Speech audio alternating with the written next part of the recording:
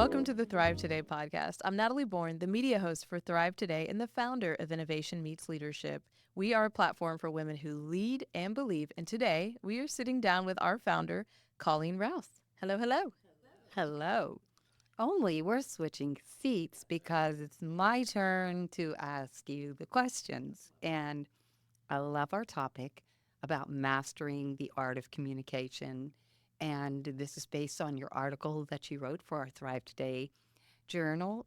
And I love this stat that you gave us. You said companies with leaders who possess strong communication skills experience 47% higher total returns to shareholders over a brief 5-year period. So that's pretty amazing. It is amazing. Now, It's ROI, it's bottom line, right? When we communicate better, it hits our bottom line. Yeah. 100%, 100%. So you describe in your article two different approaches to public speaking, focusing on whether the audience will accept you or focusing on the impact that you want to make. In fact, in my mind, my motto is, am I trying to impress them or am I trying to impact them? Because it yields a different response. So, how did you make the shift away from trying to impress or trying to get people to accept you and concentrating on delivering value? Yes. And this is something I think that is such an important shift when we stand before anyone and communicate. So often we can be thinking, oh my gosh, should I wear the right outfit? Does this outfit look weird? Now that I'm up here, I don't know why did I wear that? And we can be thinking about ourselves. We can be so self-absorbed. What do they think of me? Why is that person in the third row, second aisle scowling at me, right? Like we can have all of these tendencies to make that moment all about us. And to me, I feel like that is an unfortunate moment. Instead, I think we should look out and make it about other people. Look out into the audience and think, I cannot wait to provide this information that I'm bringing to the table. I'm really excited about it. I know once they hear it and understand it, they will be too. And my hope today is to leave them just a little bit better than when I found them. And I think that that mental shift helps us to not get up there and be so nervous because we're so focused on ourselves. Well, and it also helps if some people get up and leave too, because it knock you off your game. I'm not here to make everybody happy. So you mentioned in your article that 80% of a leader's effectiveness comes from EQ, emotional intelligence. So I know that this has been a lifelong journey for you, which I consider you to have a high EQ as well as an IQ. You're one of those unicorn types. But how has developing your EQ influenced your communication style and even your overall leadership style over the years? Yeah, to me, I think this is one of the big topics that any leader is going to tackle as they think about their leadership. And as they look over the breadth and depth of their leadership, they have to continue to ask themselves, how am I doing with EQ? The same is true when you communicate in front of an audience. Again, and just do the body language exercise. I was doing a training a couple months ago with some ladies, and I had them, and I love doing this, where you videotape them. You say, okay, you have your information memorized? Great. I want you to go up on the stage, communicate for 30 seconds. I'm going to record you. And you do that initial recording, and each person does it. And then you work with them for about an hour, and then you record at the end. And you say, okay, now take all the skills you've learned, take all the tactics, all the things we've talked about, and it's a night and day difference. What people don't realize is that when you communicate from the audience, you feel like you're doing a lot, and you feel like you're coming out of your comfort zone. But sometimes sitting in the audience, it might be a snooze fest. And so, helping them to make their arms bigger, make their motions bigger, emphasize certain things, helping them to master showing up to make sure that they're taking everyone on a journey with them and not showing up being so focused on yourself that you make yourself small and you talk really low and you get really tiny, but instead making sure that you're using your whole body to communicate, because that engages and impacts your audience. And once you communicate that way, people realize, okay, it's not about them. They're here to help me. And I love that before and after. It's surprising how different someone looks when they first get up there, and then you've worked with them for a while, and then you get to see them kind of come out of their own shell. And I think your audience deserves that, and they deserve to get the very best you that you can bring to the table. Absolutely. And there's great value in watching a video of yourself. And I've had people video me even before, if no one else is, just so that I can watch it. And sometimes it's painful, but you learn from it. You see, oh my gosh, I think I'm one way and I'm presenting another way. So what about nervousness? Everybody gets that. I don't care. I mean, I've spoken in front of 10,000, I've spoken in front of 20, and you still have that sense of nervousness. So how do you deal with that? So early when I first started speaking, and you either bring up something, you bring up cue cards, you might bring up a paper. I would have prompts on each of those pages. Sometimes it would just say, slow down. Sometimes it would say, breathe. And sometimes it would say, this is not about you. And I think it's important for you to do all of those things. You have to breathe. We have to slow down. I'm one of those people that when I first started communicating, my goal was to say it as fast as I could. And I probably sound like somebody put me on like 3 times the speed. And I'm just like, well. And so slow down, breathe, and remember this is not about you. And I think the more you can continue to tell yourself, this is not about me. This is about the information that I have for my audience. And I'm so excited to communicate that to them. It makes a mental shift in your brain. Often, I think very often, our whole entire society is so focused on you. It's all about me. And so making it all about what is the gift, what is the seed that God wants me to plant today in this audience, knowing that over the next however long you have, 25, 30, 40 minutes, as we water that seed, it could grow into something really incredible in someone else's life. That's why we should get up and communicate, because we have a message that is going to change or shift the person that's listening, not because it's about me and I want to be seen and I want people to know that I can communicate well. Who cares? It's how am I going to impact the audience? How am I going to leave them with something that makes them better than when I first found them? And one of the key things with understanding your audience, the person who's listening to you, that is so important to understand something about them because it's going to change everything about what you bring to them. And I can remember years ago, my husband and I traveling overseas to do leadership lessons. And we made it through 2 lessons and we realized, my goodness, based on the questions, this was not landing well. We had to dial it way back, very elementary. And so we didn't do our homework previous to. We thought we were excited about what we were going to convey.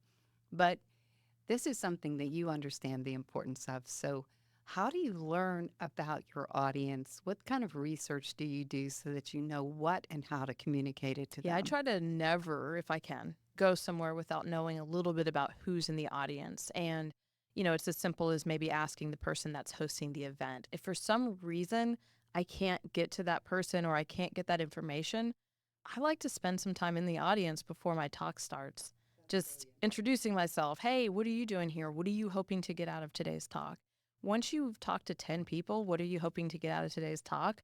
You have a sense for that. If you can learn their name, then from the platform, you can incorporate that information and you can say, I was just talking to Ben, and he said that he is so excited about this topic. And let's talk about that for a second. Now, Ben feels seen and heard, and you're talking about something that's immediately relevant to Ben. And if it's relevant to him, I bet it's relevant to other people in the audience too. So do whatever you can to get a pulse on the audience. I've actually watched some of my favorite speakers do this before they'll get up and speak, is they go through the room, they weave through the room and talk to just at least a handful of people. And now they have a feel of what are people thinking, what are they feeling, and what do they need to hear in that moment from you. And so that's to me the fun part about speaking. Yes, you have what you've prepared, but you're going to get these promptings, these unctions from the Holy Spirit to say things that may not even be in your notes. And I think that's where the real fun begins. That is where the real fun begins. And honestly, it's fun to be able to walk through the crowd if they don't know who you are. And even if you are on the brochure, they might not necessarily make the connection.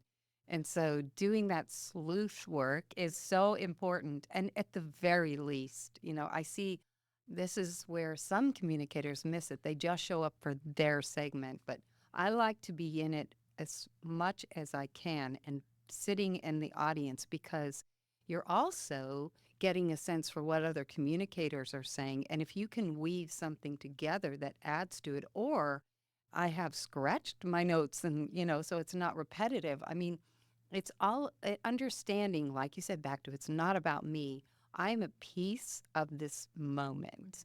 And so, how can I integrate my information with what's already been conveyed? How can I build upon it?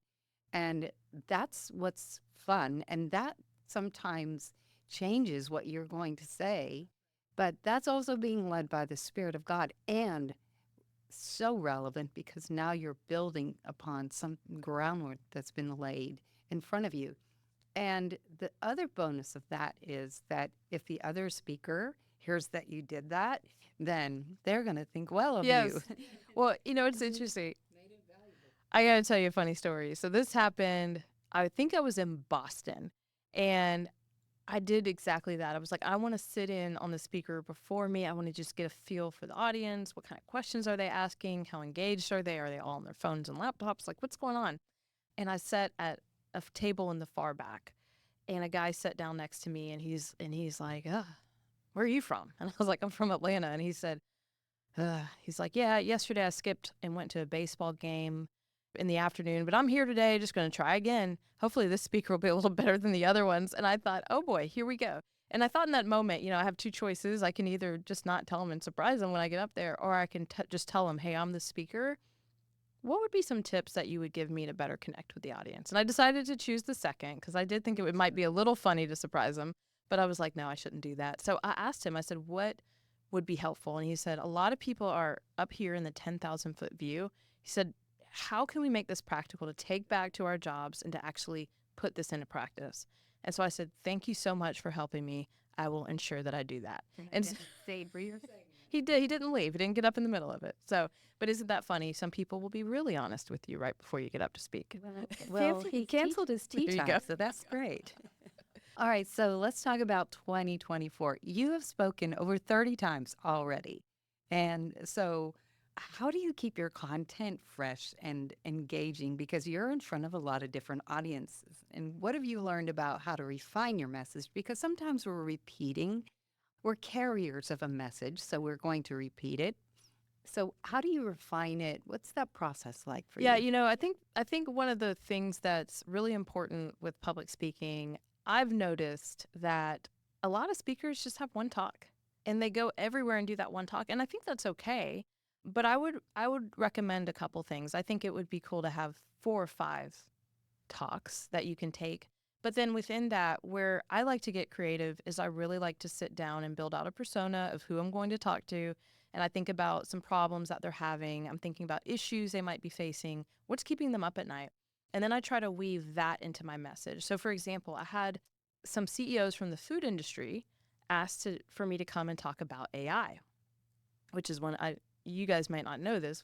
It's one of my favorite topics to talk about. I don't necessarily talk about it all the time on Thrive, but I do love to talk about AI. And so one of the things I went and did when I started the talk is I went and found all the headlines that were out there right now about AI in the food industry. And it was a great opening conversation. It wasn't a massive crowd, but it was an opening conversation to say, all right, here are the top 6 headlines that are going on in your industry right now. How many of you have heard of these? Nobody raised their hand. Okay, good. We're about to have a great conversation, and I also now know the level at which to have the conversation based on what they have and have not been exposed to. If over half the room had raised their hand, I might have approached the topic a little differently. But being able to just tailor it to, I went and spoke at a cybersecurity conference in Charlotte, and I pulled in the cyber headlines, which there have been a lot this year. There's been a lot of stuff going on with, organizations being hacked in healthcare and just go across the board. And so bringing in those headlines and talking about, okay, let's break these headlines down. Let's talk about what this means for you. And now let's talk about how to stay out of the headlines. How do you do that? And so all of those things I think are really important to take the information that you're going to give anyway, but tailor it to your audience in the way where they immediately feel like, oh, okay, you're not just rinsing and repeating this, but you're giving us something that's specific to our space, our industry, and what we care about. And so that's the part. It's actually really fun to go looking for headlines and be like, what's going on right now? Yeah, because immediately, one of the things, if we're going to serve our audience, we need to know what the pain points are. And usually headlines are designed to center on the pain points because that's what's going to sell the newspaper, or they'll create one, right? So there, it's not difficult to do that kind of research. And it's also good. I like to lead with questions that discover the pain point and then leading with a story of how we have some commonality around this.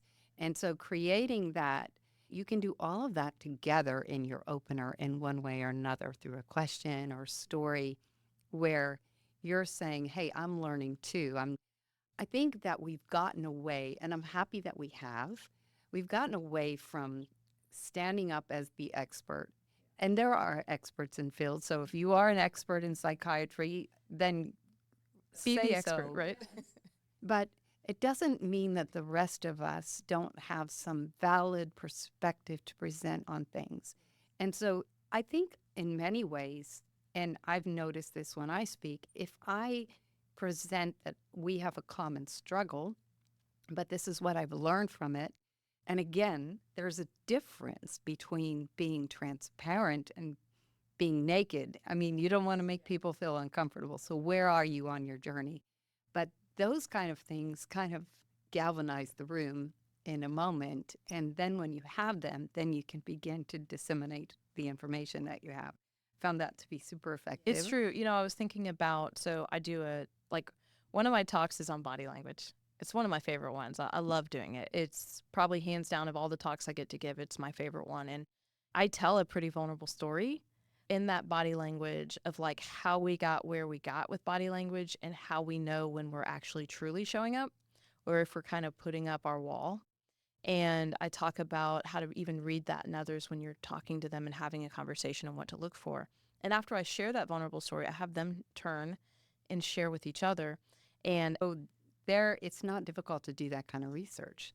And it's also good. I like to lead with questions that discover the pain point and then leading with a story of how we have some commonality around this. And so creating that, you can do all of that together in your opener in one way or another through a question or story where you're saying, hey, I'm learning too. I think that we've gotten away, and I'm happy that we have. We've gotten away from standing up as the expert, and for a while, and there are experts in fields. So if you are an expert in psychiatry, then be say the expert, so. right? But it doesn't mean that the rest of us don't have some valid perspective to present on things. And so I think in many ways, and I've noticed this when I speak, if I present that we have a common struggle, but this is what I've learned from it. And again, there's a difference between being transparent and being naked. I mean, you don't want to make people feel uncomfortable. So, where are you on your journey? But those kind of things kind of galvanize the room in a moment. And then when you have them, then you can begin to disseminate the information that you have. Found that to be super effective. It's true. I was thinking about, so I do one of my talks is on body language. It's one of my favorite ones. I love doing it. It's probably hands down of all the talks I get to give, it's my favorite one. And, I tell a pretty vulnerable story in that body language of like how we got where we got with body language and how we know when we're actually truly showing up or if we're kind of putting up our wall. And I talk about how to even read that in others when you're talking to them and having a conversation and what to look for. And after I share that vulnerable story, I have them turn and share with each other and actually read each other's body language. And that to me is so fun and fascinating because at heart, I'm not a public speaker. At heart, I'm a facilitator. So I love facilitating moments and I love facilitating conversations and I love facilitating that interaction between two strangers where now they just shared this really unique and interesting moment and they're not going to forget that. And at one point, at one of the places I did this talk, someone, and it was not a Christian audience, someone said, based on the story I told, I think they knew I was a Christian. So they kind of shared the gospel when I went around the room and said, hey, how did it go at your table? The guy said, well, she's a believer and her body language was concerned that she didn't think I was going to accept her. because she didn't know if I was a believer. But when we both found out we were believers, our body language both got really excited, and we knew that we could now share this commonality of faith. And I thought, wow, isn't it interesting that that got shared in the entire room all because of this facilitated moment? Yeah, it was really cool. Yeah, I just had this flashback to many years ago when I was a youth pastor and I went to speak at a juvenile detention center and all girls. And I was nervous as all heck, like, what do I have in common with these girls?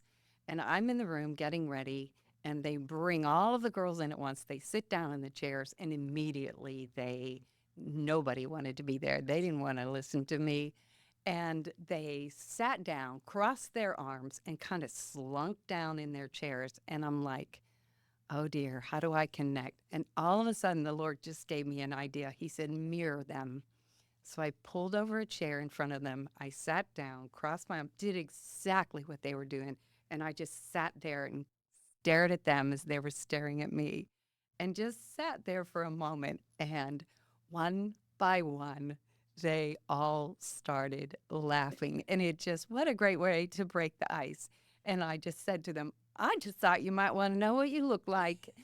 And from there on, we had the connection point. So finding creative ways to connect in very, very personal ways with your audience, I think we should accept the challenge and allow ourselves to be creative in those moments because we don't always have to have it written down on paper.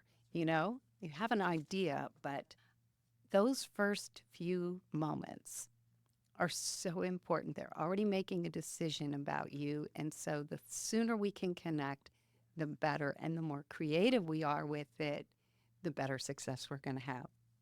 So let's talk about the importance of improving in communication because we don't arrive, right? And what about feedback? How do you get feedback? How do you process it? And how do you use that to help you evolve as a communicator? Yeah, so something that's interesting is at almost each and every talk I do, almost every single one, I eventually get the feedback. So typically they will do a survey and they will send me feedback. And so that is amazing and sometimes really hard to sit with.